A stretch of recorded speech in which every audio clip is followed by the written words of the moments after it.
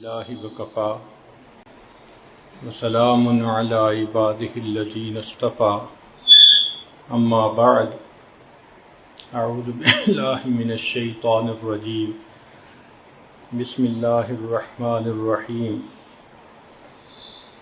شہر رمضان الذی انزل فیہ القرآن سبحان ربک رب العزت عما یصفون وسلام علی المرسلین والحمد للہ رب العالمین اللہم صلی علی سیدنا محمد وعلی آل سیدنا محمد وبارک وسلم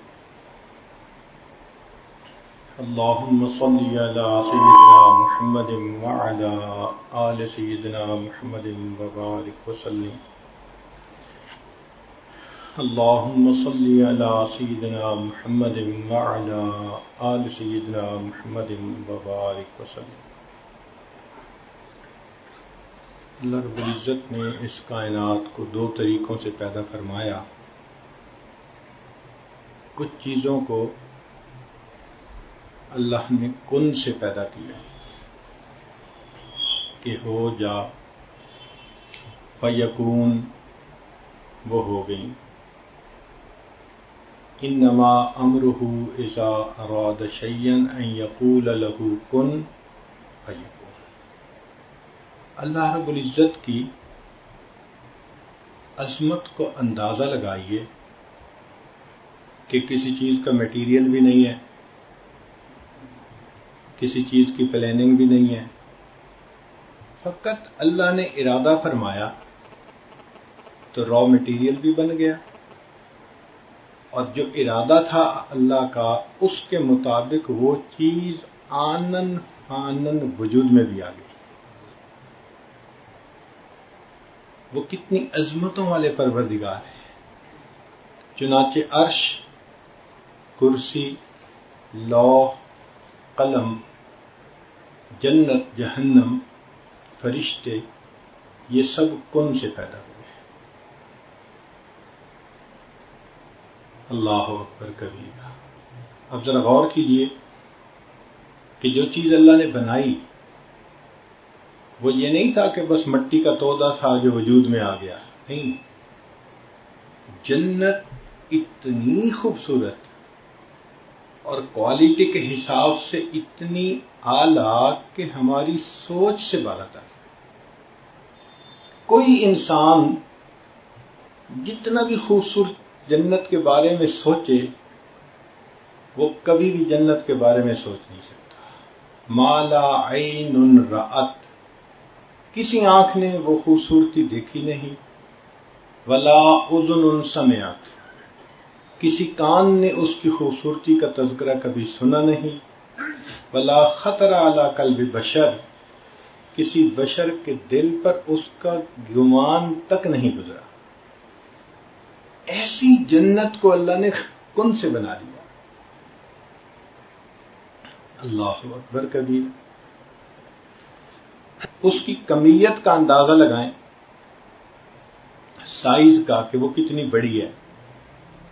حدیث پاک میں آتا ہے، نبی اسلام نے ارشاد فرمایا کہ میں اس جنتی کو دیکھ رہا ہوں جو سب سے آخر پہ جہنم سے نکل کر جنت میں جائے گا، لاسٹ ون، جہنم میں جل رہا ہوگا، پھر اللہ تعالیٰ اس کو جہنم سے نکال کے جہنم کے کنارے کھڑا کر دیں گے۔ جب اس کو یہ یقین ہو جائے گا کہ مجھے جہنم سے تو نکال دیا گیا، تو وہ اللہ تعالیٰ کی بارگاہ میں عرض کرے گا، یا رب یا رب۔ اللہ تعالیٰ فرمائیں گے کیا چاہتے ہو؟ کہے گا اللہ مجھے اس جگہ سے تھوڑا فاصلے پہ کر دیجئے، لا اسمع حسیسها ولا ارى اهلها، نہ میں جہنمیوں کو دیکھنا چاہتا ہوں نہ ان کے چیخ و پکار کو میں سننا چاہتا ہوں۔ مجھے اتنا دور کر دیں کہ مجھے نہ یہ منظر نظر آئے نہ آواز پہنچے۔ اللہ تعالیٰ اس کو دور کر دیں گے۔ فرشتہ آئے گا، اس کو ایک تالاب پر لے جائے گا اور کہے گا اغتسل فی ھذا الغدیر، اس تالاب کے اندر نہا لو۔ وہ ایسا پانی ہوگا کہ جب اس میں وہ نہلائے گا تو اس کے جتنے زخم ہوں گے وہ ختم، جو سیاہی ہوگی جل جل کے وہ بھی ختم، اور انتہائی خوبصورت جسم والا وہ انسان بن جائے۔ پھر وہ وہیں کھڑا ہوگا تو اس کو دور سے جنت کا منظر نظر آئیں گے تو دل میں خواہش اٹھے گی، تو کہے گا یا رب یا رب یا رب۔ اللہ تعالیٰ تو دلوں کے بھید جاننے والے ہیں۔ وہ فرشتے کو فرمائیں گے بھئی جاؤ پوچھو کیا کہتے ہیں۔ تو جب فرشتہ پوچھے گا تو وہ کہے گا بس وہ جو منظر دور سے نظر آ رہے ہیں نا، بس تھوڑا قریب سے نظر آئیں۔ چنانچہ اللہ تعالیٰ اس کو جنت کے اتنا قریب کر دیں گے۔ اب جب وہ وہاں جائے گا تو اس کو جنت کی ٹھنڈی ہواؤں کے جھونکے آئیں گے، معطر ہوا کے، اب رہا نہیں جائے گا۔ پھر کہنے لگے گا یا رب یا رب یا رب۔ اللہ تعالیٰ فرشتوں کو فرمائیں گے میں جانتا ہوں جو اس کے دل میں ہے، تم ذرا پوچھو جا کے کہتا کیا ہے۔ یا اللہ بس اتنا دور سے ہوں، جنت کا دروازہ دیکھ رہا ہوں، ذرا قریب کر دیجئے۔ تو فرشتہ اس کو جنت کے دروازے کے قریب کر دے گا۔ اب وہاں پر اس کو جنت اور زیادہ واضح نظر آئے گی، معطر ٹھنڈی ہوائیں آئیں گی، تو پھر وہ کہنا شروع کرے گا یا رب یا رب یا رب۔ تو پھر فرشتہ پوچھے گا بھئی اب کیا چاہتے ہو؟ کہے گا بس میں اور کچھ نہیں کہتا، چونکہ 3-4 دفعہ پہلے کہہ چکا ہوگا نا، کہے گا بس میں کچھ نہیں کہتا، بس یا رب یا رب یا رب۔ تو اللہ تعالیٰ فرمائیں گے کہ مجھے معلوم ہے کہ تیرے من میں کیا ہے۔ تو فرشتے کو اللہ حکم فرمائیں گے کہ اس بندے کو جنت کے اندر داخل کر دو۔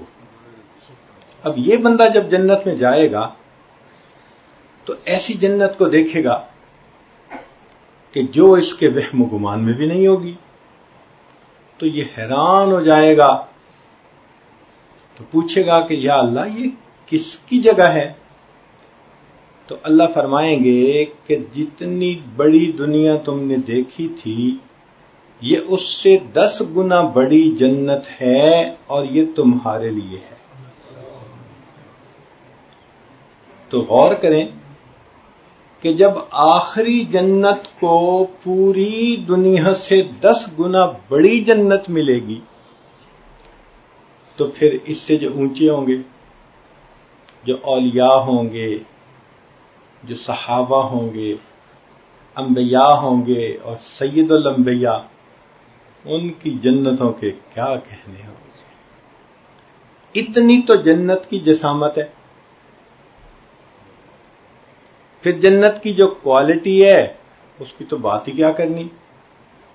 یوں سمجھ لیں کہ ہر بندے کو چھوٹی سی خدائی مل جائے گی، ہر بندے کو اللہ تعالیٰ کا حکم ہوگا وَلَكُمْ فِيهَا مَا تَشْتَهِي أَنفُسُكُمْ، جو تمہارا جی چاہے گا وہ ہو جائے گا۔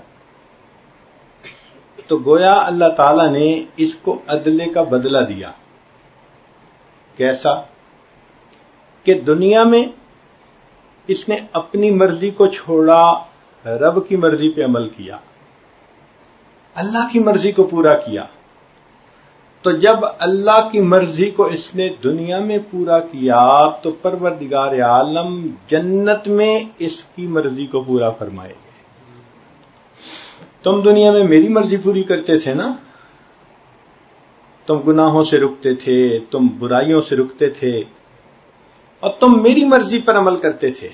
اچھا، دنیا میں تم نے میری مرضی پر عمل کیا، آج میں تمہیں موقع دیتا ہوں جو تمہاری مرضی ہوگی وہ پوری ہو جائے.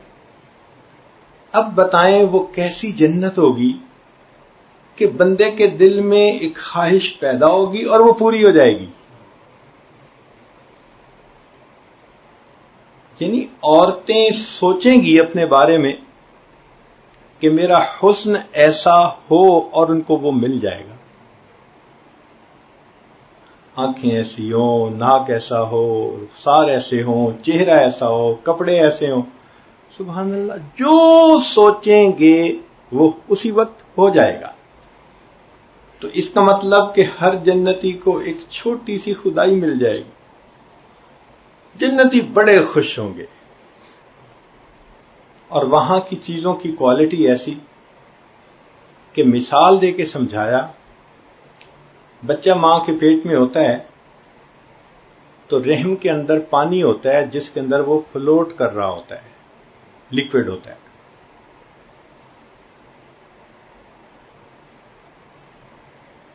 اسی لیے تو والدہ چلتی پھرتی کام کرتی ہے تو وہ شاک ابزاربر کا کام کرتا ہے. اگر یہ نہ ہوتا تو بچہ تو ماں کے بطن میں صحیح رہ ہی نہ سکتا. تو اللہ رب العزت نے اس کو اس لیکوڈ کے اندر فلوٹنگ بنا دیا. اور دوسرا کہ جب عورت امید سے ہوتی ہے تو اس کے ماہانہ ایام ختم ہو جاتے ہیں. کیوں؟ کہ اب وہی جو ایام والا خون تھا وہ اس کی غذا بنتا ہے. اب انسان اگر سوچے کہ بچپن میں ماں کے بطن میں ہم کیسی جگہ پر تھے کہ پیشاب تھا جس کے اندر ہم فلوٹ کر رہے تھے اور یہ ہماری غذا بن رہی تھی، تو بندے کو کراہت ہوتی ہے، نفرت آتی ہے. تو علماء نے لکھا جس طرح ماں کے پیٹ میں بچے کی غذا کے بارے میں سوچ کر نفرت آتی ہے، جنتی جب جنت میں دنیا کی غذاؤں کے بارے میں سوچے گا اس کو ایسے نفرت آیا کرے. اب آج یہ مرغ ہے، یہ بریانیاں ہیں، یہ میکڈونلڈ کے کھانے ہیں، یہ سوپ ہے، یہ فلاں ہے، یہ چائنیز ڈشیں ہیں، ہم کتنا انجوائے کرتے ہیں.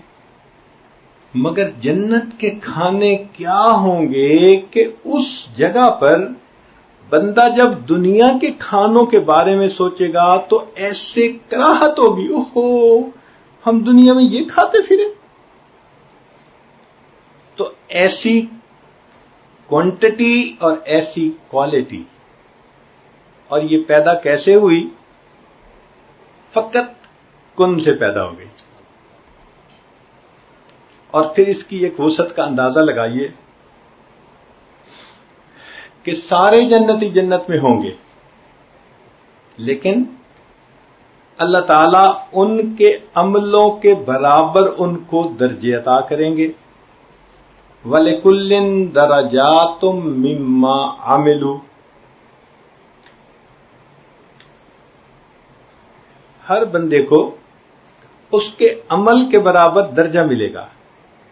اور یہ درجے کی اکاؤنٹیبلٹی اتنی مائنیوٹ ہوگی کہ روایت میں آتا ہے کہ دو بندوں کی زندگی کے اعمال بالکل ایک جیسے ہوں گے، اور ان میں ایک نے ایک مرتبہ سبحان اللہ زیادہ کہا ہوگا تو زیادہ کہنے والے کا درجہ اونچا ہوگا بنسبت دوسرے کے. ایک مرتبہ سبحان اللہ کا ڈفرنس بھی وہاں فیل ہو سکے گا. یا اللہ، اس لیے حدیث پاک میں ہے کہ لن يتحسر اہل الجنہ، اہل جنت کو کسی بات پہ حسرت نہیں ہوگی سوائے دنیا میں گزرے ہوئے ان لمحات کے جو انہوں نے اللہ کی یاد کے بغیر گزارے ہوں گے، کہ کاش اس میں بھی ہم اگر اللہ کو یاد کر لیتے تو آج ہمارے درجے کتنے بڑے ہوتے. آج ہم سبحان اللہ کو معمولی سا عمل سمجھتے ہیں، اور چاہیں تو ایک دن میں ہزاروں مرتبہ سبحان اللہ پڑھ سکتے ہیں، مگر نہیں پڑھتے، وقت ضائع ہوتا ہے. ایک دفعہ سبحان اللہ کا فرق بھی جنتی کے درجے کو نیچے سے اوپر کر دے گا. اور پھر سب سے بڑی بات دیکھیے، اللہ تعالیٰ جنتیوں سے پوچھیں گے کہ کیا تم سب مجھ سے راضی ہو، تمہیں کچھ اور چاہیے؟ وہ کہیں گے کچھ نہیں چاہیے. تو جب وہ کہیں گے کچھ نہیں چاہیے تو پھر اللہ تعالیٰ بالآخر فرمائیں گے اچھا میں تم سے راضی، آج کے بعد میں تم سے کبھی بھی ناراض نہیں ہوں گا. یہ خوشخبری سن کر جنتیوں کو جتنی خوشی ہوگی وہ جنت کی چیزوں کی لذتوں سے بھی زیادہ ہوگی کہ ہمارا رب ہم سے راضی، اب وہ کبھی ناراض نہیں ہوگا. یہ جنت جو اتنی تفاصیل اپنے اندر رکھتی ہے، یہ کیسے پیدا ہوئی؟ کن سے پیدا ہوئی. اللہ تیری عظمتوں پہ قربان جائیں، تیری خالقیت کے اوپر قربان جائیں کہ کن سے آپ نے ایسی چیز بنا دی. ایک دوسرا طریقہ مخلوق کو بنانے کا وہ ہے تدریجن بنانا. کیسے؟ آپ نے بیج ڈال دیا زمین میں تو وہ اگنا شروع ہوا، پھر پہلے پودا بنا، پھر پتے لگے، پھول لگے، پھر پھل لگے، پھر درخت بنتے اس کو 20-30 سال گزر جاتے ہیں. وہ 20-30 سال کے بعد بھرپور درخت نظر آتا ہے. درختوں کی عمریں تو بہت ہوتی ہیں. چنانچہ سائیکیڈ ایک درخت ہے، وہ 1000 سال کے اندر 1 میٹر اونچا ہوتا ہے. 1000 سال کے اندر 1 میٹر اونچا ہوتا ہے. اور دنیا میں ایسے درخت ہیں جو 10-10 میٹر جو ہے وہ اونچے ہیں، سائیکیڈ کے درخت ہیں. صدیوں پرانے درخت. تو ان کو اللہ تعالی نے تدریجن پیدا کیا. اسی طرح انسان کی مثال کہ جب ماں کو امید لگتی ہے تو بچے کے پیدا ہونے میں 10 مہینے کا وقفہ ہوتا ہے. اس دوران اللہ تعالیٰ بچے کا جسم بنا دیتے ہیں اور پھر اس کی ولادت ہوتی ہے. مگر ولادت ہونے کے ساتھ ہی وہ کوئی کھانا نہیں کھانے لگ جاتا، دوڑنے نہیں لگ جاتا، وہ بچہ ہی ہوتا ہے. پھر اس کو جوان ہونے میں مزید 15 سال چاہیے. 15 سال کے بعد وہ جوان ہوتا ہے. تو یہ تدریجن جو سلسلہ ہے اس کو عالم خلق کہتے ہیں. چنانچہ عرش کے نیچے جو کچھ ہم دیکھتے ہیں، یہ زمین، یہ آسمان، چاند ستارے، حیوانات، پرندے، خشکی کی مخلوق، تری کی مخلوق، یہ ساری کی ساری مخلوق یہ اللہ تعالی نے تدریجن پیدا فرمائی. اس لیے فرمایا خلق الارض فی یومین، زمین کو 2 دن میں پیدا کیا. ثم استوى الی السماء، پھر اللہ آسمان کی طرف متوجہ ہوئے. وہی دخان، اور یہ اس وقت دخان تھا. پھر اللہ تعالی نے 6 دن میں زمین و آسمان کو مکمل کیا. یعنی زمین کے بنانے میں 2 دن اور زمین کے اندر انسانوں کی غذائیت کو رکھنے میں 4 دن لگے. وبارک فیہا فی 4 ایام. اللہ اکبر، کیا قدرت کی مہربانیاں ہیں کہ زمین کے اندر انسان کی ضروریات کو رکھنے میں 4 دن لگے. اب وہ دن 24 گھنٹے کے ایسے تو نہیں تھے جیسے آج ہمارے ہاں ہیں. اللہ کے ہاں تو سکیل کچھ اور ہی ہے. بہرحال 6 دن میں زمین کی پیدائش مکمل ہو گئی. اور اللہ کی شان دیکھو، آدم علیہ السلام سے لے کے آج تک millions and billions and trillions of لوگوں نے اسی زمین سے غذائیں حاصل کیں، اور اللہ کی جو رکھی ہوئی برکت ہے آج تک اس میں کمی تو نہیں آئی۔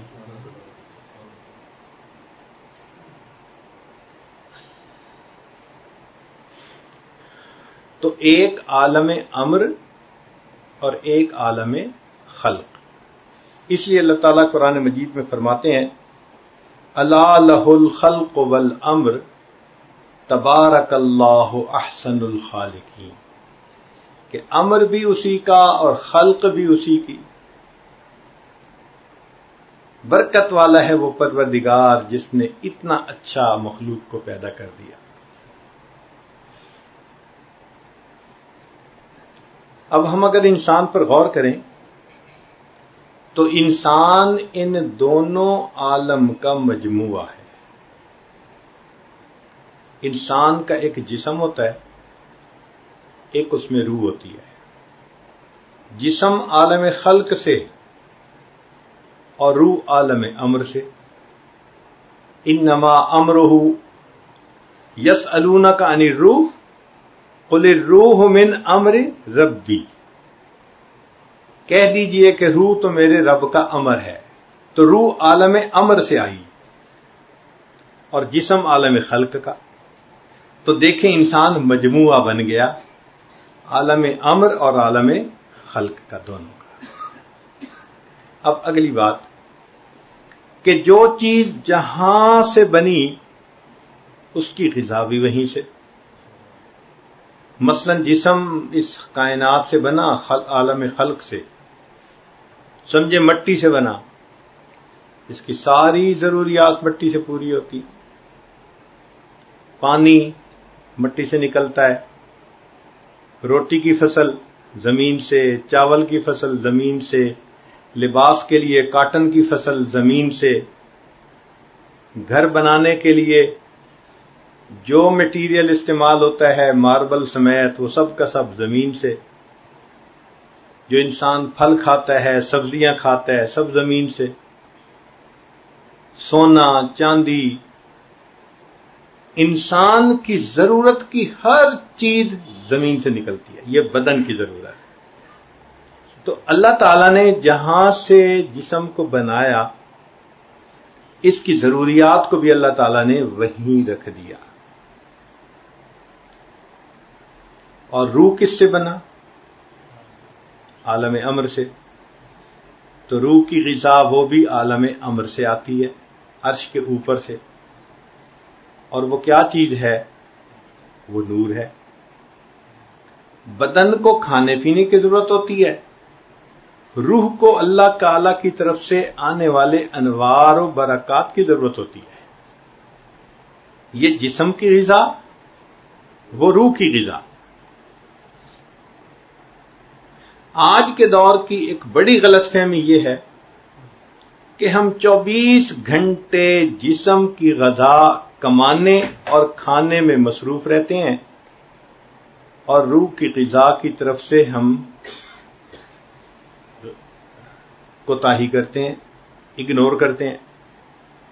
آپ اگر گھر کے اندر ایک پودا لگائیں اور پانی دینا بھول جائیں تو کچھ دنوں کے بعد کیا ہوگا؟ مر جائے گا وہ پودا کمزور ہو کے۔ جس طرح پانی نہ ملنے سے پودا کمزور ہوتے ہوتے بالآخر مر جاتا ہے، روح کو اگر انسان غذا نہ دے تو روح بھی کمزور ہوتے ہوتے بالآخر مردہ ہو جائے گا۔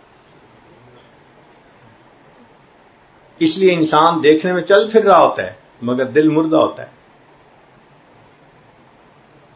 غذا جو نہیں دی، کبھی دھیان ہی نہیں دیا کہ غذا کیسی۔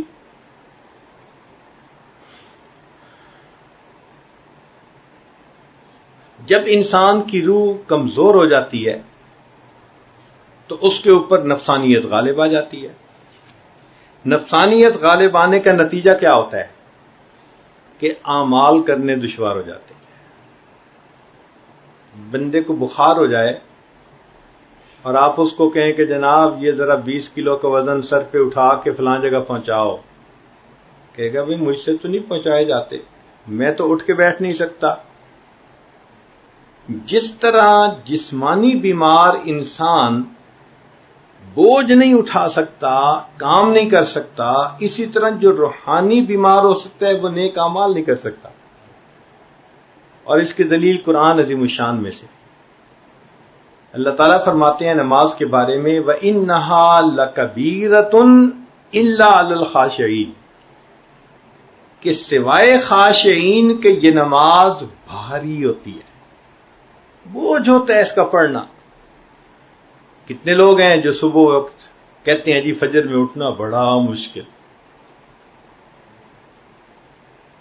کس قدر تجھ پہ گراں صبح کی بیداری ہے، ہم سے کب پیار ہے ہاں نیند تمہیں پیاری ہے۔ ایسے بندے کے لیے نگاہ کا پرہیز مشکل، سچ بولنا مشکل، نمازیں پڑھنا مشکل، تلاوت کرنا مشکل، ہر اچھا کام کرنا اس کے لیے مشکل ہوتا ہے۔ یہ اس بات کی دلیل کہ یہ انسان روحانی طور پر بیمار ہے، اور ایسے لوگ پھر دین سے بیزار ہوتے ہیں۔ لکھے پڑھے ہوں گے، بڑا مطالعہ ہوگا، مگر دین سے بیزار، دین ان کو پابندیاں نظر آتی ہیں اور دین ان کو سخت نظر آتا ہے اور مشکل نظر آتا ہے۔ کس وجہ سے؟ روح جو بیمار ہے۔ چنانچہ آپ غور کریں کہ آج کے دور میں ہم بیٹے کی شادی کسی لڑکی کے ساتھ کرتے ہیں تو ان کے جسم میچور ہوتے ہیں۔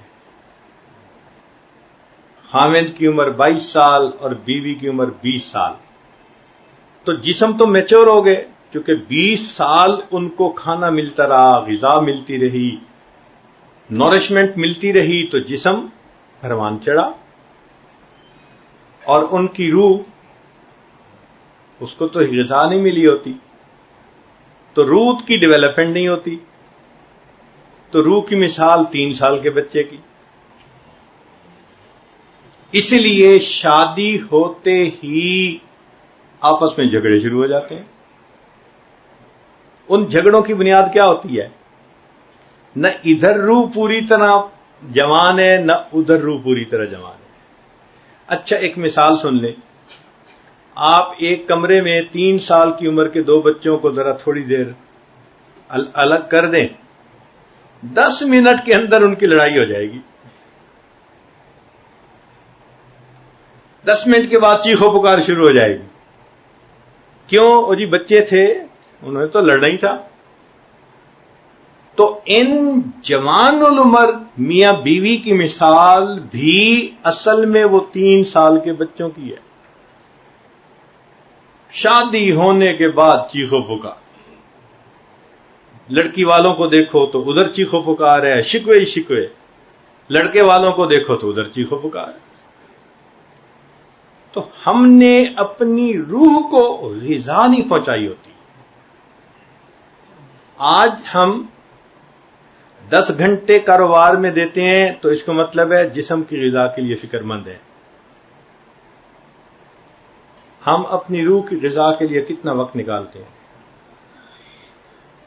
آپ غور کریں، ہمیں دن میں کبھی یہ خیال آتا ہے کہ نہیں ہمیں روح کو بھی کچھ غذا دینی ہے؟ شاید ہم اس کو ضرورت ہی نہیں سمجھتے۔ تو جب ضرورت ہی نہیں سمجھتے تو روح پرورش کیسے پائے گی؟ کیسے مضبوط ہوگی؟ کیسے توانا ہوگی؟ چنانچہ روح کی غذا کے لیے ہمارے مشائخ نے کچھ اعمال بتائے ہیں۔ وہ چاہتے ہیں کہ اگر آپ ان چیزوں کو استعمال کریں گے تو آپ کی روح کو غذا ملے گی۔ سب سے پہلے درود شریف پڑھنا۔ یہ روح کی غذا کیسے؟ وہ ایسے کہ حدیث پاک میں آتا ہے کہ جو شخص ایک مرتبہ نبی علیہ السلام پر درود بھیجتا ہے اللہ تعالیٰ اس بندے پر 10 رحمتیں نازل فرماتے ہیں۔ تو رحمتوں کا نزول ہوا نا، تو یہ رحمتیں کس کی غذا بنے گی؟ روح کی غذا بنے گی. اور ہماری تو کوتاہی یہاں کہ 100 مرتبہ بھی درود شریف روز نہیں پڑھ پاتے.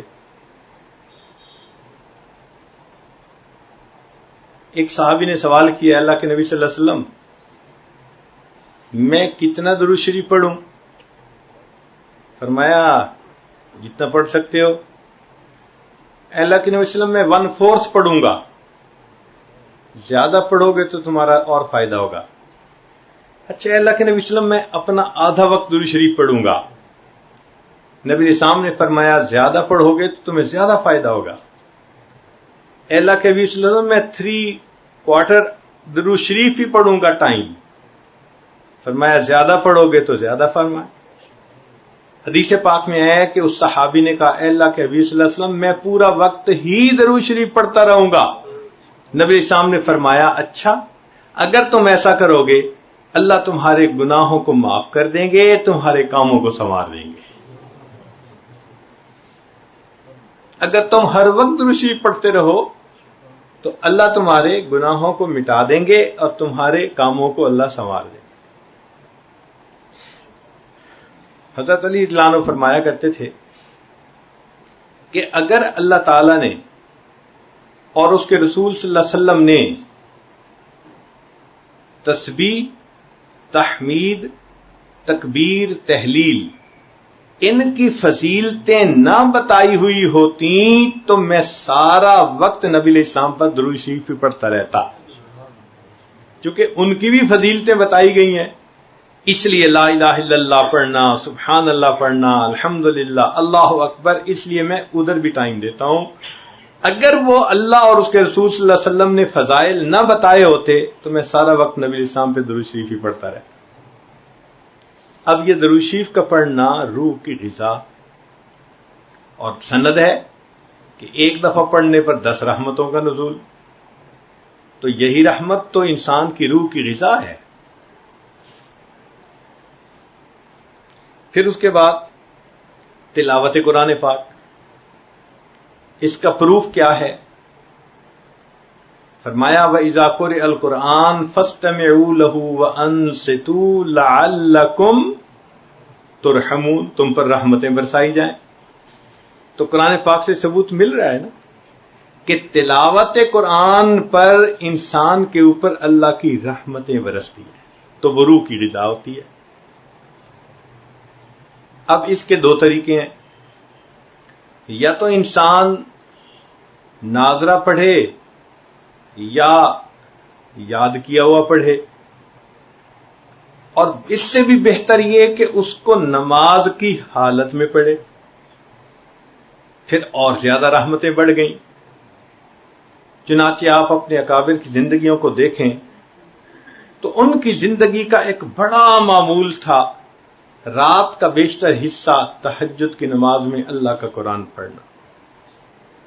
اور یہ نہیں تھا کہ وہ سارے کئی پارے ہی پڑھتے تھے، پارے بھی پڑھتے تھے، اور کئی مرتبہ ایک آیت کو بار بار پڑھ کر کندے مکرر کا مزہ لیا کرتے تھے. قاسم بن محمد بن بکر صدیق لانو جو فقہائے سبع مدینہ میں سے تھے فرماتے ہیں کہ میں نے اپنی پھوپھی عائشہ صدیق عنہا کو دیکھا، انہوں نے چاشت کے نوافل کی نیت باندھی اور ایک آیت کو پڑھنے لگی. میں کافی دیر بیٹھا رہا. جب میں نے دیکھا ٹائم لگ رہا ہے تو میں نے سوچا میں بازار جاتا ہوں، فلاں کام کر کے آتا ہوں. فرماتے ہیں میں بازار بھی گیا، کام بھی سمیٹا. جب واپس گھر آیا تو میں نے دیکھا اسی جگہ پر وہ کھڑی اسی آیت کو بار بار پڑھ رہی تھی. اتنی دیر ایک آیت کی تلاوت ہوتی تھی جس پر گھنٹوں گزر جاتے تھے. اور نبی علیہ الصلوۃ والسلام بھی اتنا قرآن پڑھتے تھے تہجد میں حتی یتورمت قدمہ، قدم مین مبارک کے اوپر ورم آ جاتا تھا. صدیق اکبر عنہ ان کا تو قرآن مجید کے ساتھ عشق معروف ہے. پڑھتے تھے ہر وقت قرآن، آنکھوں میں آنسو ہوتے تھے، خود بھی روتے تھے، دوسروں کو بھی رلاتے تھے. اور عمر رضی اللہ تعالیٰ عنہ سبحان اللہ تو فجر کی نماز میں تلاوت کرتے تھے تو رونے کی آوازیں چوتھی صف میں جایا کرتی تھی.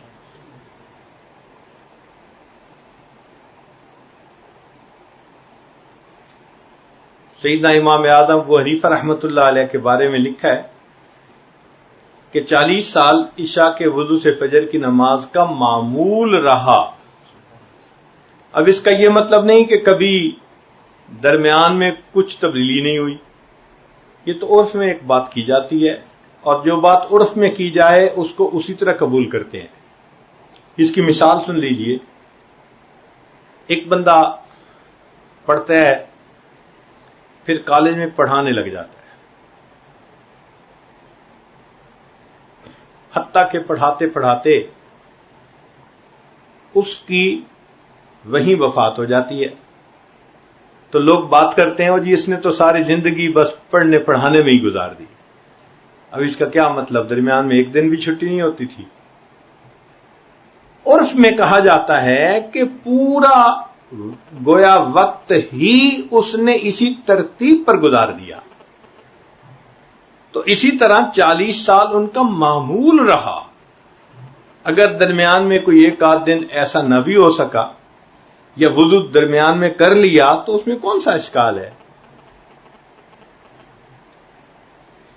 انسان عرف میں بات کر جاتا ہے. اب اس کی دلیل سن لیجئے. قرآن مجید میں ہے، ملکہ بلقیس تھی، وَأُوتِيَتْ مِن كُلِّ شَيْءٍ، ہر چیز اس کے پاس تھی. اب کل کے لفظ کو کوئی پکڑ کے بیٹھ جائے، جی اس کے پاس ریفریجریٹر تھا، اس کے پاس مرسیڈیز گاڑی تھی، جی کل کہا ہے قرآن نے، تو کہیں گے عقل کے اندھے. اس زمانے میں جو بادشاہوں کے پاس ہوتا تھا وہ سب کچھ تھا. اب کل کے اندر کیوں تفصیل لے کے بیٹھ گئے ہو کہ یہ تھا یہ تھا یہ تھا؟ تو عرف میں بات کی جاتی ہے. تو اسی طرح یہ کہا کہ 40 سال عشاء کے وضو سے فجر کی نماز پڑھی. معمول تو رہا نا ان کا.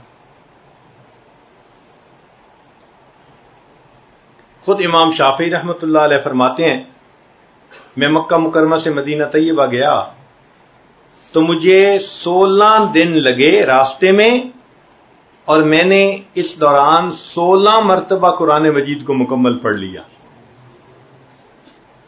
اتنا قرآن پاک پڑھا کرتے تھے. اب ذرا ہم اپنی زندگیوں کو دیکھیں، کتنی تلاوت ہے ہماری زندگیوں میں. اکثر تو ایسے کہ قرآن پڑھتے ہی نہیں ہیں. اکثریت کی زندگی میں قرآن کی تلاوت آج نہیں ہے، اور جو پڑھتے بھی ہیں تو وہ بھی پاؤ پڑھ لیا، آدھا پارا پڑھ لیا. مشکل سے ایسے لوگ ہوں گے جو ایک پارا پڑھتے ہوں گے. تو اس کا مطلب ہے کہ ہم اپنی روح کو غذا پہنچا ہی نہیں رہے.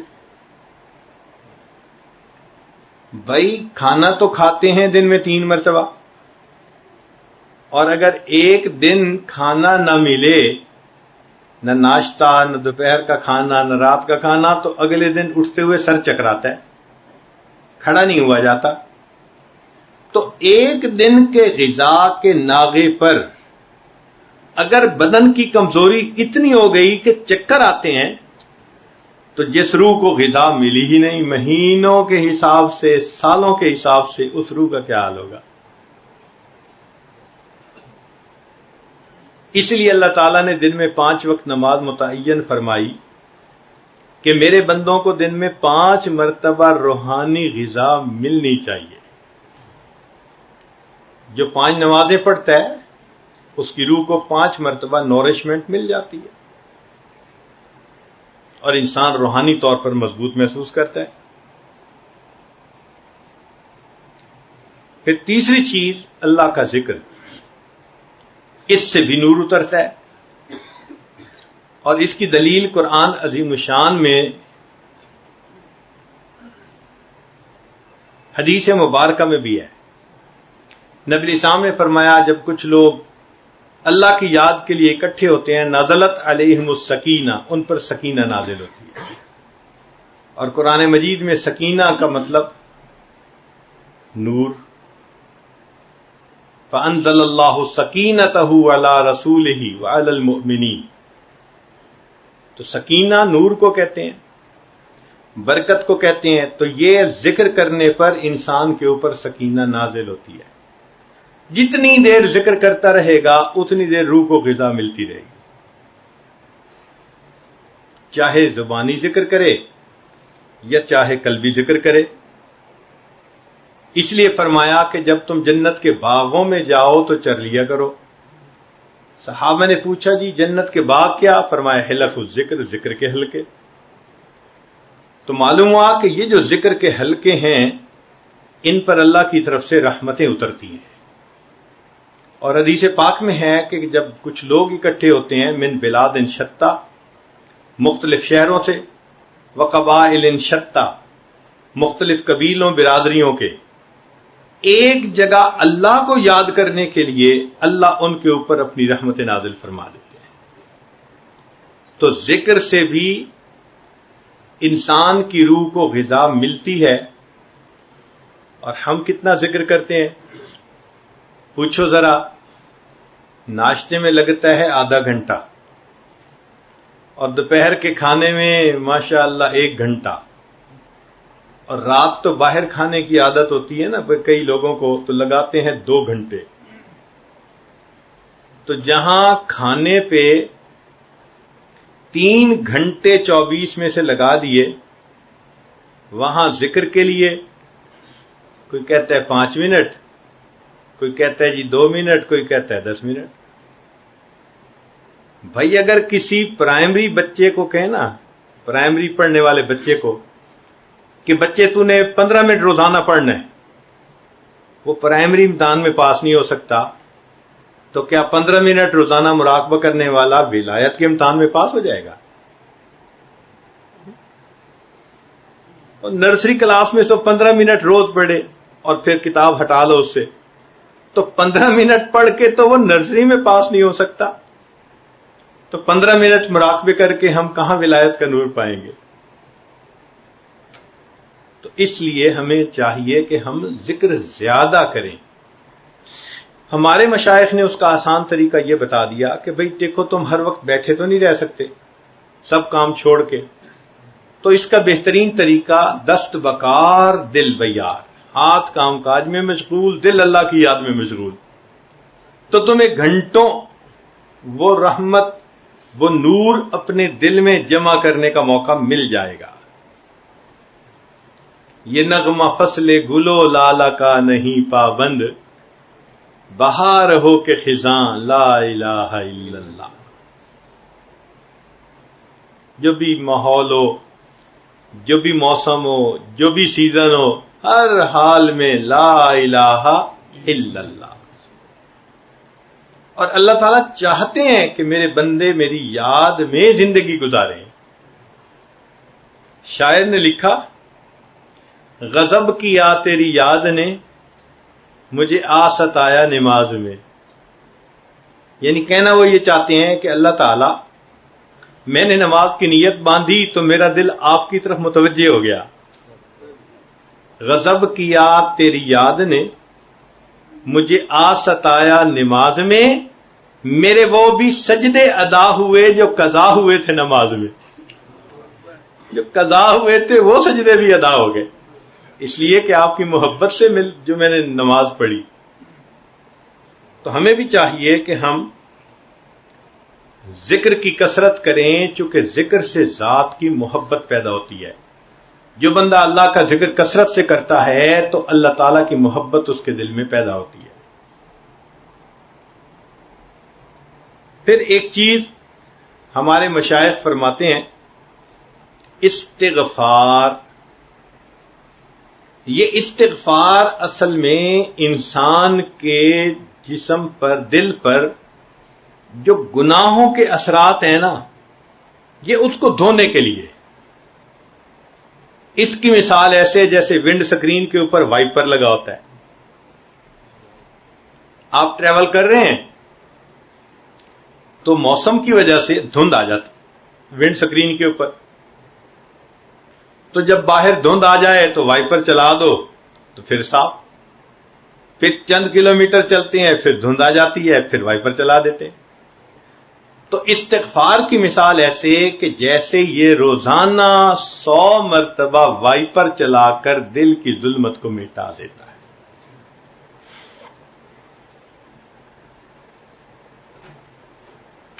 تو یہ اعمال دیکھنے میں تو ایسے ہیں جیسے وہی نفلی کام ہے، لیکن اگر غور کریں تو یہ نفلی کام نہیں، یہ روح کی غذا ہے. اب یہ اعمال چونکہ عام زندگیوں سے نکل چکے. آج کل تو بچہ پیدا ہوتا ہے تو ذرا ہوتا ہے بڑا تو اس کو نرسری میں لگا دیتے ہیں، سکول میں، کالج میں. تو سکول کالج جانے والے بچوں کو ان معمولات کا کیا پتہ؟ جب وہ ان معمولات سے بالکل ناآشنا ہے، اس کا مطلب ان کی روح کو نورشمنٹ مل ہی نہیں رہی، نیوٹریشن مل ہی نہیں رہی. نتیجہ کیا ہوا؟ آپ سکول کالج کے بچوں کو دیکھیں، ان پر نفسانیت غالب ہوتی ہے، شہوات غالب ہیں، خواہشات غالب ہیں، ذرا سی بات پہ لڑنے کے لیے آمادہ ہو جاتے ہیں. یہ علامات ہیں کہ ان کی روح ابھی صحیح طرح پروان نہیں چڑھی. کئی مرتبہ جسمانی بیماریوں کا علاج دوا لینے میں ہوتا ہے اور کئی مرتبہ اس کا طریقہ کار اور ہوتا ہے. اس کو کہتے ہیں شعاؤں سے علاج. جیسے کسی آدمی کو اگر کینسر ہو جائے تو شعاؤں سے علاج کرتے ہیں، اس کو ایکسپوز کرتے ہیں شعاؤں کے سامنے، تو اس سے اس کا کینسر وہ ختم ہو جاتا ہے، کنٹرول ہو جاتا ہے. تو اللہ تعالیٰ نے یہ بھی ایک طریقہ رکھا ہے کہ اگر تمہارے دل میں گناہوں کے کینسر زیادہ ہو گیا اور تم خود اتنے عمل نہیں کر پا رہے، تو طریقہ یہ ہے کہ تم کسی صاحب باطن، صاحب بصیرت بندے کے ساتھ اپنا تعلق جوڑ لو. جب تم کسی سے تعلق جوڑو گے تو اس کے قلب کی مثال ایسی ہی ہے جیسے شعائیں ڈالنے والا کوئی آلہ ہوتا ہے، وہ شعائیں ڈال کے گناہوں کو مٹا دیتا ہے. جیسے عام آلہ شعائیں ڈال کے انسان کے جسم سے کینسر کو ختم کر دیتا ہے، شیخ کے دل کی وہ توجہات انسان کے دل سے گناہوں کا کینسر ختم کر دیتی ہے. تو یہ شعاؤں کے ذریعے علاج کہلاتا ہے. اور ویسے بھی ہم نے دیکھا کہ لوہے کو اگر مقناطیس کے ساتھ اگر ملائیں اور کچھ عرصے کے بعد الگ ہٹائیں تو وہ لوہا خود مقناطیس بن جاتا ہے، میگنیٹزم ٹرانسفر ہو جاتا ہے اس میں. اسی طرح جن کے دل میں اللہ کی محبت ہوتی ہے، ان کے ساتھ تعلق جوڑنے سے انسان کے اپنے دل میں بھی اللہ کی محبت بڑھ جاتی ہے، تو اس سے روح میں بیداری آ جاتی ہے. یہ تعلق بھی ہمیں چاہیے کہ ہم اپنے بڑوں سے جوڑیں. ان اللہ والوں کی مثال ایسی ہے، کسی نے کیا خوبصورت بات کہی، رؤیتہ شفا و موعظتہ دوا. ان کا دیکھ لینا وہ شفا ہوتی ہے اور ان کا واز کر دینا انسان کے لیے دوا ہوتی ہے. رؤیتہ شفا و موعظتہ دوا. اور ایک اور عجیب بات کہی، ينتفع برؤیتہ قبل روایتہ. ان کے بولنے سے پہلے ان کے دیدار سے ہی انسان کو نفع مل جاتا ہے، حالانکہ انہوں نے کلام نہیں کیا ہوتا. ينتفع برؤیتہ قبل روایتہ، ان کی روایت سے پہلے ان کی رؤیت سے ہی نفع مل جاتا ہے. بات ہی نہ کریں پھر بھی فائدہ ہوتا ہے.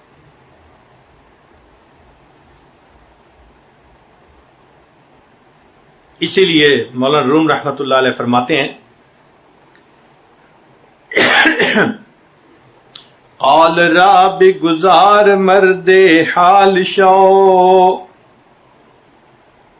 پیش مرد کامل پامال شو صد کتاب و صد ورق در نار کن جان و دل را جانب دلدار کن. کسی اللہ والے کے قدموں میں اپنے آپ کو پامال کر دو، دل سنور جائے گا. علامہ اقبال نے کیا خوبصورت شعر کہا ہے وہی تیرے زمانے کا امام برحق، ہے وہی تیرے زمانے کا امام برحق جو تجھے حاضر و موجود سے بیزار کرے. یعنی ایسا شیخ کہ جس کی صحبت میں رہ کے جو حاضر موجود ہے اس سے انسان بیزار اور اس کا آخرت کی طرف رجحان ہو جائے. حدیث پاک میں فرمایا التجافی عن دار الغرور، دھوکے والے گھر سے انسان کا دل کٹ جائے، والانابۃ الی دار الخلود، ہمیشہ رہنے والے گھر کی طرف اس کا رجحان لگ جائے تو یہ مومن کی پہچان ہے. وہی تیرے زمانے کا امام برحق جو تجھے حاضر و موجود سے بیزار کرے، موت کے آئینے میں تجھ کو دکھا کر رخ دوست زندگی تیرے لیے اور بھی دشوار کرے. وہ تجھے موت کے آئینے میں دکھائے کہ دیکھو، دیکھنے میں یہ موت ہے، حقیقت میں یہ تمہارے یار کا وصل ہے. موت کے آئینے میں تجھ کو دکھا کر رخ دوست زندگی تیرے لیے اور بھی دشوار کرے. تو جب انسان کو یہ محسوس ہو کہ مرنے کے بعد اللہ سے وصل ہوگا تو پھر تو وہ موت کی تمنا کرے گا نا، اور پھر وہ آخرت کی تیاری کرے گا. ہے وہی تیرے زمانے کا امام برحق جو تجھے حاضر و موجود سے بیزار کرے، موت کے آئینے میں تجھ کو دکھا کر رخ دوست زندگی تیرے لیے اور بھی دشوار کرے. دے کے احساس زیاں تیرا لہو گرما دے. احساس زیاں مطلب ہے نقصان کتنا ہو چکا، اس کا احساس پیدا کرے. مثال کے طور پہ آج کی اس مجلس میں جو آدھی گفتگو آپ نے سنی تو اس کے سننے کے بعد یہ احساس دل میں ضرور ہوتا ہے کہ ہم نے اپنی روح کو بہت اگنور کیا، ہم نے تو معمولات ہی نہیں کیے، روح کو غذا ہی نہیں پہنچائی، تو ہماری روح تو اتنی قوی نہیں ہوگی. یہ احساس زیاں کہ میرا تو بہت نقصان ہو چکا. دے کے احساس زیاں تیرا لہو گرما دے، فقر کی سان چڑھا کر تجھے تلوار کرے. اللہ اکبر کبیرہ.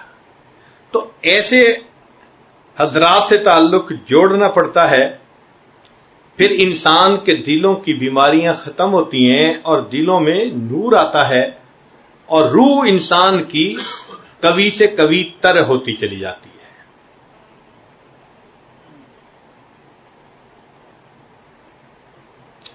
چھٹی بات جس سے کہ انسان کو روح کو غذا ملتی ہے وہ ہے روزے رکھنا. اب رمضان کا مہینہ قریب آ گیا.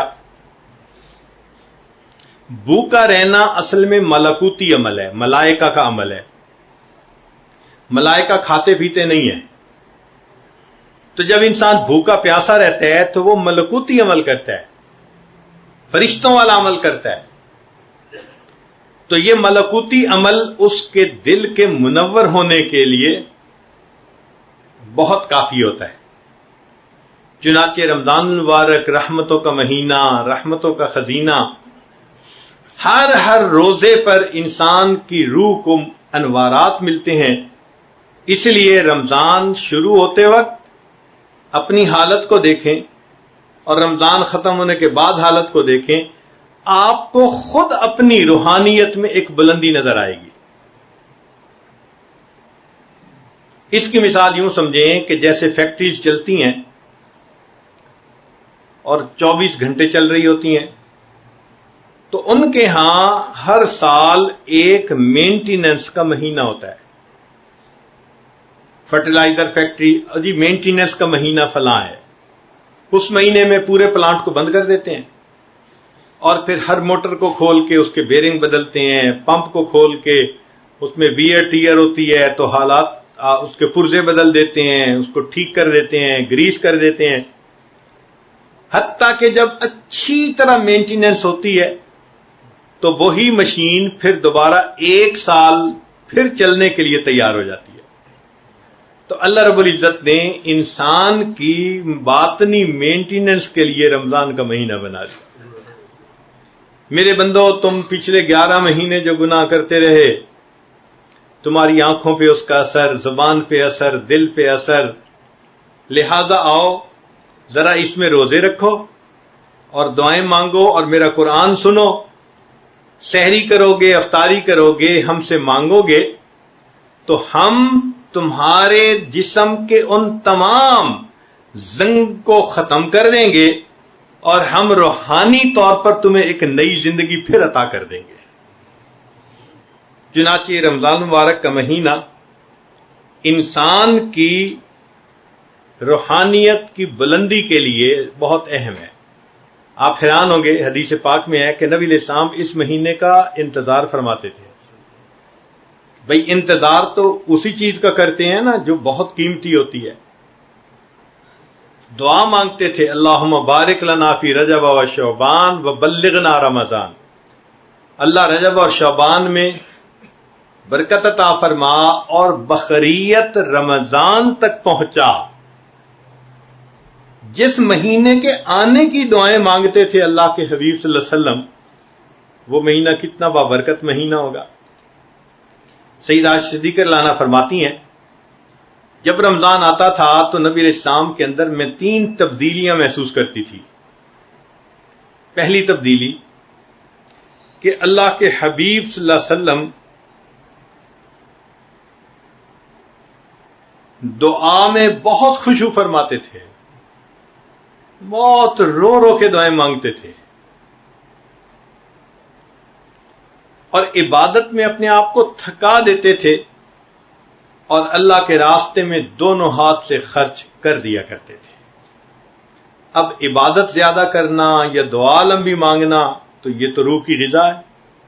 تو گویا رمضان المبارک میں اللہ کے پیارے حبیب صلی اللہ علیہ وسلم روح کی غذا زیادہ پہنچانے کے لیے خوب کوشش کیا کرتے تھے۔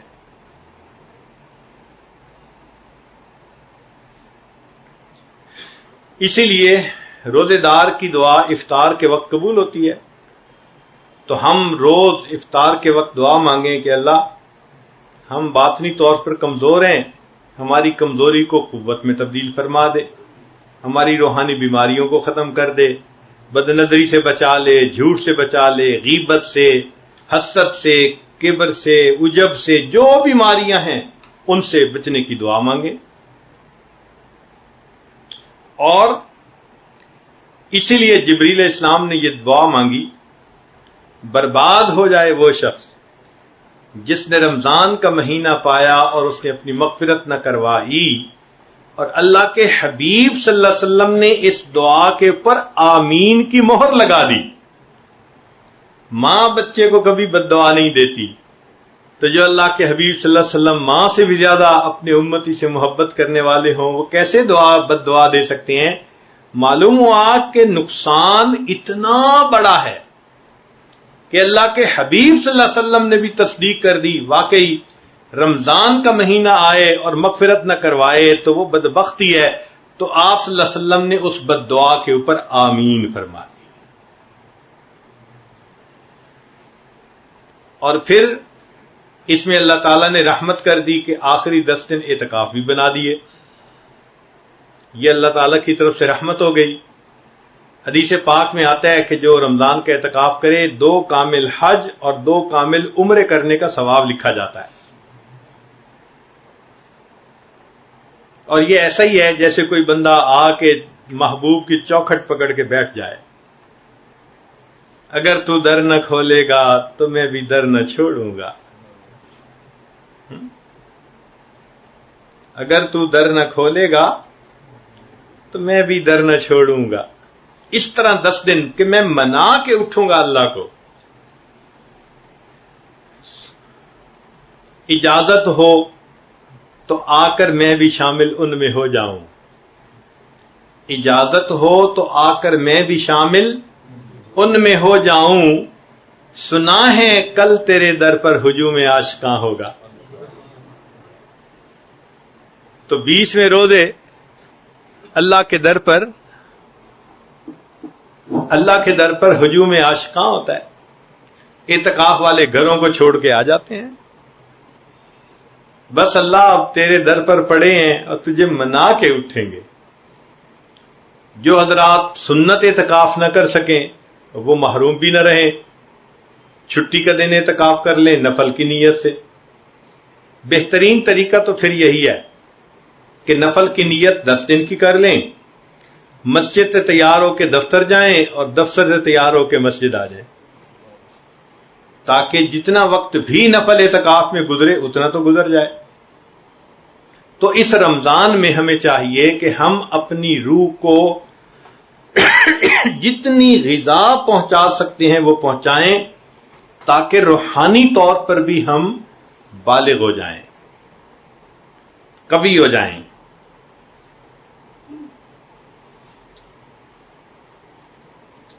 8ویں چیز جس سے کہ انسان کی روح کو غذا ملتی ہے وہ ہے دعا، کہ انسان اعمال بھی کرے اور اللہ سے دعا بھی مانگے۔ جب دعا مانگتا ہے تو اللہ تعالیٰ انسان پر رحمت برساتے ہیں اور اس کے ایمان کو کامل کر دیتے ہیں۔ اسی لیے قیامت کے دن منافقین اور منافقات جب دیکھیں گے کہ ان کے تو سروں کے اوپر نور روشنی نہیں ہے، جبکہ ایمان والوں کے پاس روشنی ہوگی، تو وہ کہیں گے انظرونا نقتبس من نورکم، ہماری طرف بھی ذرا توجہ کریں پلیز، ہم بھی آپ کی روشنی سے فائدہ اٹھائیں۔ تو فرشتے کہیں گے قیل ارجعوا وراءکم فالتمسوا نورا، جاؤ پیچھے دنیا میں، یہ نور تو دنیا میں ملا کرتا تھا۔ تو اس نور کی ضرورت ہمیں قیامت کے اندھیرے میں محسوس ہوگی۔ آج اس نور کو حاصل کرنے کے لیے ہم دعائیں مانگیں۔ تو ایمان والوں کو دعا سکھائی کہ وہ دعا مانگتے ہیں کون سے؟ ربنا اتمم لنا نورنا، اللہ ہمارے اس نور کو کامل کر دیجئے۔ تو دعا بھی مانگیں۔ حدیث پاک میں آتا ہے کہ نبی علیہ الصلوۃ والسلام دعا مانگتے تھے۔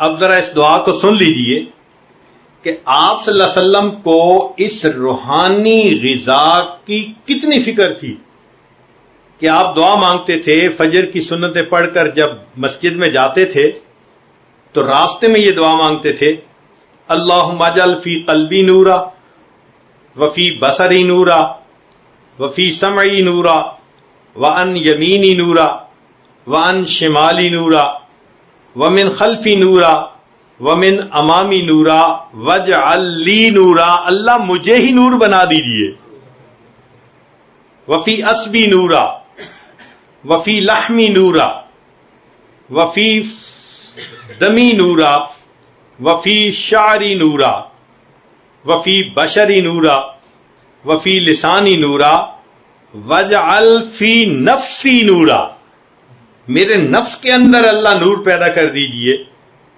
واعظم لی نورا، اللہ میرے نور کو بڑا کر دیجئے، واجعلنی نورا ومن فوقی نورا ومن تحتی نورا، اور آخر پر نبی اسلام نے فرمایا اللہم اعطنی نورا، اللہ مجھے نور عطا فرما دیجئے۔ اب دیکھیں کتنی پیاری دعا اللہ کے حبیب صلی اللہ علیہ وسلم نے امت کو سکھائی، اور ہم میں سے کتنے ہیں جو روزانہ یہ دعا مانگتے ہیں؟ اگر روزانہ مانگتے ہی رہتے تو ہو سکتا ہے کہ اللہ کی رحمت متوجہ ہو جاتی، مگر ہم تو اس ایسپیکٹ سے کوئی محنت ہی نہیں کر پا رہے کہ ہماری روح بھی جو ہے غذا پائے، اور اسی لیے آج تمام دنیا کے فسادات اسی لیے ہیں کہ جسم میچور ہو چکے اور روح اممیچور ہوتی ہے. تو روح کی غذا کے لیے بھی ہمیں کوشش کرنی چاہیے. بلکہ یہ صرف رمضان کا مہینہ ہی نہیں روزے میں گزارنا، یہ تو مشق ہے ایک مہینے کی. حقیقت میں تو پوری زندگی ہی روزے کی طرح گزارنی ہے. ہمارے بزرگوں نے ایک فکرے میں بات سمجھا دی، فرمایا الدنیا یوم ولنا فیہا صوم. دنیا ایک دن کی ہے اور ہم نے اس ایک دن میں روزہ رکھا ہوا ہے. تو جیسے رمضان میں انسان کئی گناہوں کو چھوڑ دیتا ہے، فرماتے ہیں تھوڑی سی تو زندگی ہے، پوری زندگی میں ہی گناہوں کو چھوڑ دو. تو ہم دعا بھی مانگیں تاکہ اللہ تعالی ہمارے دلوں کو بیدار فرما دیں، روح کو تازہ کر دیں، اور رب کریم ہماری ان دعاؤں کو قبول فرما لے. آج عبادت کر لیں گے، محنت کر لیں گے، اس کا نتیجہ کل قیامت کے دن اپنی آنکھوں سے دیکھیں گے. اور اگر غفلت برتیں گے تو پھر جیسے ہی اس دنیا سے آنکھیں بند ہوگی، انسان کو اس وقت اپنے نقصان کا احساس ہوگا کہ میں کتنا بڑا نقصان کر بیٹھا، اس دنیا کے اندر میں نے تیاری کوئی نہ کی. اس کی مثال یوں سمجھیں کہ ماں کا پیٹ بچے کے آرگن ڈیولپ ہونے کی جگہ ہے. اگر کوئی آرگن ادھر ڈیولپ نہ ہو تو باہر آ کے ڈیولپ نہیں ہو سکتا. مثلا ایک بچہ ماں کے پیٹ سے اندھا پیدا ہوتا ہے، اب دنیا کا کوئی ڈاکٹر اس کو بینائی نہیں لا کے دے سکتا. یا کسی کی 5 انگلیاں نہ بنی تو دنیا میں آ کے انگلیاں بن نہیں سکتی کہ جی ماں کا پیٹ اعضاء بننے کی جگہ تھی، وہاں نہیں بنا تو یہاں کیسے. اسی طرح یہ زمین و آسمان کا پیٹ ہماری روح کے سنورنے کی جگہ ہے، روحانی طور پر پرورش پانے کی جگہ ہے. اگر ہم یہاں رہتے ہوئے اپنے اندر اس نور کو پیدا نہیں کریں گے تو پھر مرنے کے بعد یہ نور ہمارے اندر کبھی پیدا نہیں ہو سکے گا. پھر ہم حسرت کریں گے کہ کاش ہم نے اپنی روح کے لیے بھی کچھ کیا ہوتا. وہاں جا کے اس کی قدر و قیمت سمجھ میں آئے گی. اللہ اکبر کبیرہ. آپ حیران ہوں گے، تفسیر روح البیان میں مفسر نے لکھا ہے کہ 10 جانور جنت میں جائیں گے. 10 جانور جنت میں جائیں گے. ان میں ایک بقرہ موسیٰ علیہ السلام والی گائے جس کو ذبح کرنے کا حکم دیا گیا، ان تذبحوا بقرہ، تو اس کو اللہ تعالیٰ جنت عطا کریں گے. دوسرا یونس علیہ السلام کی حوت، وہ مچھلی جس نے یونس علیہ السلام کو اپنے پیٹ میں لے لیا تھا، اس کو بھی اللہ جنت عطا فرمائیں گے. الکبش اسماعیل علیہ السلام کی جگہ جو مینڈا ذبح ہوا اس کو بھی جنت ملے گی. اجل ابراہیم، جب فرشتے آئے تھے اور ابراہیم علیہ السلام نے ایک بچڑے کو ذبح کیا، اجل سمین، تو وہ بھی جنت میں جائے گا. پھر نمل سلیمان علیہ السلام کے سامنے جس چیونٹی نے گفتگو کی تھی، یا ایتھا النمل ادخلوا مساکنکم، وہ چیونٹی بھی جنت میں جائے گی. ہدہد بلقیس، وہ ہدہد پرندہ جو بلقیس کے پاس موسیٰ حضرت سلیمان علیہ السلام کا مکتوب لے کر جایا گیا، تو اس کو بھی اللہ تعالیٰ جنت عطا فرمائیں گے. پھر ناقہ صالح علیہ السلام، حضرت صالح علیہ السلام کو ایک اونٹنی ملی تھی جو اتنا دودھ دیتی تھی کہ پوری قوم سیراب ہو جاتی تھی، اور اسی میں اس قوم کی آزمائش تھی. پھر نبی علیہ الصلوۃ والسلام کی ناقہ، جو نبی علیہ السلام کی اونٹنی جس پر آپ صلی اللہ علیہ وسلم سوار ہوئے اور وہ ابو ایوب انصاری رضی اللہ عنہ کے دروازے پر آ کر بیٹھ گئی، وہ بھی جنت میں جائے گی۔ اور حمار عزیر علیہ السلام کا گدھا، قرآن میں جس کا تذکرہ بھی ہے، اور کلب اصحاب کہف کا کتا، وہ بھی جنت میں جائے گا۔ اس کے بارے میں لکھا ہے علماء نے کہ جب اصحاب کہف جا رہے تھے تو جب یہ شروع میں ساتھ لگا تو انہوں نے اس کو بھگانے کی کوشش کی، مگر یہ ساتھ ساتھ رہا۔ تو شاعر نے کہا، نہ میں بھوکاں تے نہ میں ٹوکاں تے نہ میں شور مچاواں، نیکاں دے لڑ لگیاں شالا میں بھی جنت جاواں۔ اس کتے کو بھی جنت ملے گی۔ اب جب مفسرین نے تفسیر میں یہ بات لکھ دی تو غور کرنے کی بات ہے کہ قیامت کے دن گائے جب دیکھے گی کہ میں تو جا رہی ہوں جنت، اور یہ حضرت انسان جو میرا مالک تھا یہ جا رہا ہے جہنم میں، تو گائے تو کہے گی نا، میں نے ہی تو دودھ دے کے تمہیں پالا تھا، اور تمہارے گوشت کی خاطر میں نے تو ذبح ہونے میں بھی انکار نہ کیا، میں تو اپنے مقصد میں کامیاب ہو گئی ایک جانور ہو کر، تو کیسا میرا مالک تھا کہ تو اپنے مالک کو راضی نہ کر سکا۔ مچھلی کہے گی کہ دیکھو میں تو زندہ بھی حاضر تھی، مردہ بھی حاضر تھی، مچھلی کو حلال کرنے کی ضرورت نہیں ہوتی، وہ حلال ہی ہوتی ہے، تو دیکھو میں نے تو اپنے مالک کو راضی کر لیا، مجھے اپنے دسترخوان پہ کباب بنا کر رکھنے والے، چبا چبا کے کھانے والے، کتنی حسرت کی بات کہ تو اپنے مالک کو راضی نہ کر سکا۔ مینڈا بھی کہے گا میرے گلے پہ چھری پھرتی تھی اور میں کوئی رکاوٹ نہیں کرتا تھا، آج میں جنت جا رہا ہوں تو انسان ہو کے جہنم گیا۔ مینڈا بھی کہے گا، بچڑا بھی کہے گا، حتیٰ کہ چیونٹی بھی کہے گی کہ دیکھو میرے جسامت اتنی تھی کہ تم اپنے پاؤں کے نیچے مسل دیتے تھے تمہیں پتہ بھی نہیں چلتا تھا، اور تمہاری میرے اوپر نظر بھی نہیں پڑتی تھی، اتنی چھوٹی ہو کر اگر میں نے اپنے مالک کو راضی کر لیا، اے انسان تجھے تو اللہ نے بڑی صفات سے نوازا تھا، تو اپنے مالک کو کیوں نہ راضی کر سکا۔ ہدہد پرندہ کہے گا میں نے اپنے رب کو راضی کیا، جنت مل گئی، اے انسان کاش تو بھی اپنے رب کو راضی کر لیتا۔